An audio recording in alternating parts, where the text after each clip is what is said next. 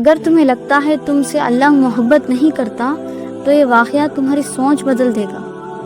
ایک دفعہ ایک عورت کا بچہ گم ہو گیا۔ وہ اسے قافلے میں ڈھونڈتی پھر رہی تھی۔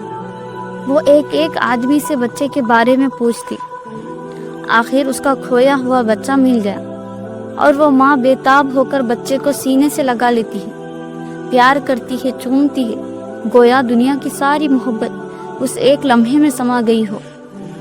اس وقت نبی کریم صلی اللہ علیہ وسلم نے صحابہ سے پوچھا، کیا تمہیں لگتا ہے یہ عورت اپنا بچہ آگ میں پھینک سکتی ہے؟